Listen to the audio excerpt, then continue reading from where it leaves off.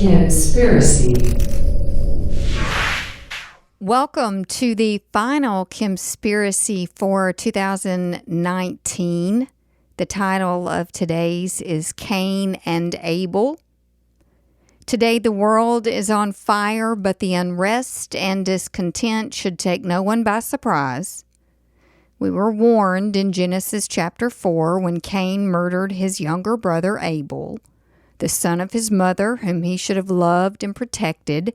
But as Matthew Henry once wrote, malice in the heart leads to murder by the hands. All through the ages, this malevolence has continued to burn in the hearts of some men. Abel's offering was delivered in faith, while Cain harbored discontent, envy, and rebellion against God. Thus his offering was rejected, and Abel's blood was spilled by his hand as a result. Blood calls for blood, and as Abel's cried out to the Lord from the ground, the earth became cursed. Because of the enmity between the seed of the woman and the seed of the serpent, war broke out, and the seed sown by Cain's actions continue to bear profane fruit today. The birth pangs happening throughout the world today are the result of evil conceived at the very beginning. The stunning results of the recent UK election are yet another indication of division spreading between the people and their countries, the people and their governments.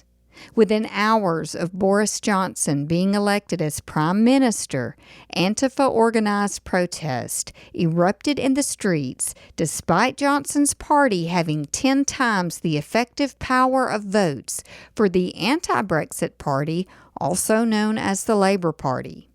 The majority of people in the United Kingdom spoke decisively, but they will be made to pay for going against the global grain. Already the chants of "Not my Prime Minister" have begun echoing in the streets. Currently, people all over the world are fighting against their governments and with each other. Protests are underway in France, Hong Kong, India, Israel, Iran, Iraq, Lebanon, Ukraine, Chile, Ecuador, Indonesia, the Netherlands, Peru, Haiti, Syria, Turkey, Italy, Thailand, Algeria, Colombia, Australia, and of course, here in the United States. I'm sure my research is incomplete. Unrest at home and beyond will only increase as more disclosures reveal how the people lost control of their government decades ago. It really is a small party, and we ain't invited. The depth of upheaval in America is unprecedented, staggering, and the full extent is still buried beneath a mountain of lies. We haven't even taken the top off of the depraved evil and unmitigated corruption that's been happening right under our noses. Every element of the American ruling class, which includes the media, are at risk of collapse and losing power, which means money. But they still believe they can retain power over the ignorant masses with lies and suppression of truth. In 1981, then CIA Director William Casey stated in his first staff meeting, "We'll know our disinformation program is complete when everything the American public believes is false." It is now apparent that some in the United States Department of Justice, CIA, FBI, elected officials, and cloaked operatives hidden in the bowels of government deliberately colluded against the American people in an attempt to ensure a Hillary Clinton victory so that business could continue as usual.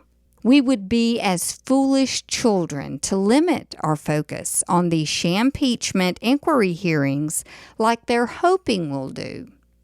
Over the course of the last few weeks, we've learned definitively that the 18-year war in Afghanistan was waged on a lie, costing us the lives of over 2,400 servicemen and women, injuring over 20,000, and costing American taxpayers $1 trillion.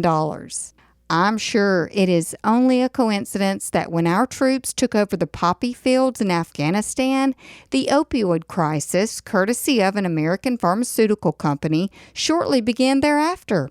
Would it surprise you to learn that although America is only 243 years old, she has been involved in a war somewhere for 222 years?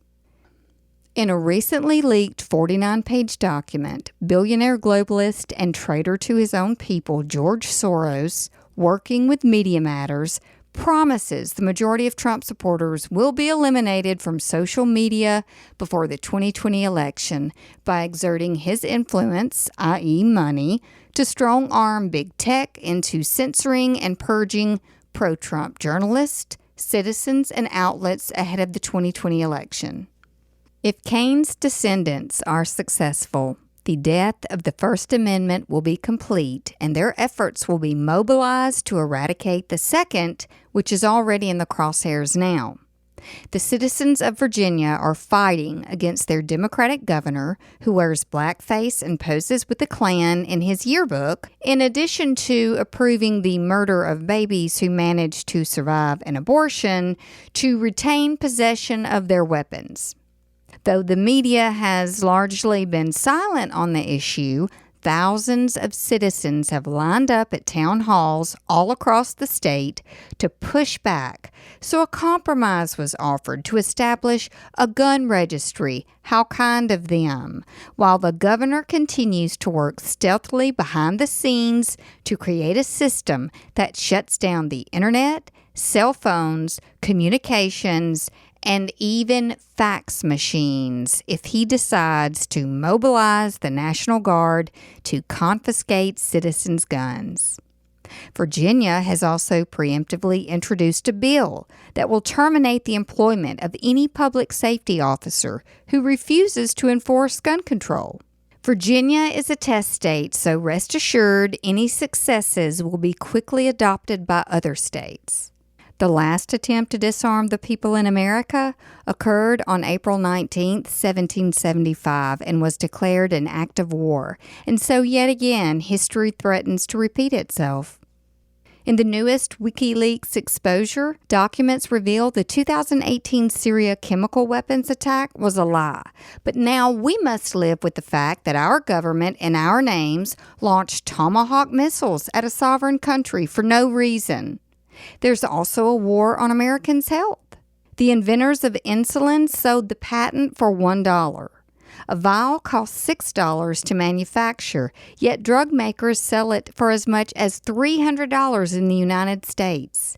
How bad do you have to hate someone to make life-saving medicine unaffordable for your own citizens? This week, a California congressional candidate announced his support for making bestiality legal. Bernie Sanders retracted his endorsement shortly after. The power-hungry elite use a mentally ill child as a human shield against criticism of their hypocritical climate change absurdities to enslave a generation into endless anxiety and guilt every time they exhale into the planet, while they live like they're all going to be dead in 15 years anyway. These same groups with new names and new faces have been promising mankind's imminent demise was only a few decades away since 1966 when they said oil would be gone in 10 years, or in 1974 when they said ozone depletion was a great peril to life. I remember in 1980 when it snowed, but my mama couldn't make us snow ice cream because acid rain was killing life in lakes. In 1996, they said we'd reach peak oil consumption in 2020. In 2007, Al Gore was on his way to a $300 million fortune when he told us that the ice caps were toast by 2013 and polar bears would all be gone. The polar bear population has risen 30% since 2007 and are now estimated to number 31,000. Despite the skyrocketing deaths of officers killed in the line of duty, police departments across the country are requiring officers to undergo gender sensitivity training. How much training do you need to be sensitive to either a male or a female? How much training do you need to respond to an active shooter situation? I'm asking for a friend. Just as the June 2016 United Kingdom Brexit referendum to leave the EU was the first sign of unrest simmering everywhere, that same unrest would also lead to the election of Donald Trump. I believe that America's election results will mirror her mother's in 2020, and President Trump will win by the largest margin in recent history, if not ever. And when he does win, I want you to remember this passage from Jeremiah 9, verses 3 through 6. And like their bow, they have bent their tongues for lies. They are not valiant for the truth on the earth, for they proceed from evil to evil, and they do not know me, says the Lord. Everyone take heed to his neighbor, and do not trust any brother. For every brother will utterly supplant, and every neighbor will walk with slanderers. Everyone will deceive his neighbor, and will not speak the truth. They have taught their tongue to speak lies. They weary themselves to commit iniquity. Your dwelling place is in the midst of deceit. Through deceit, they refuse to know me, says the Lord. It's about to get real. Kimspiracy.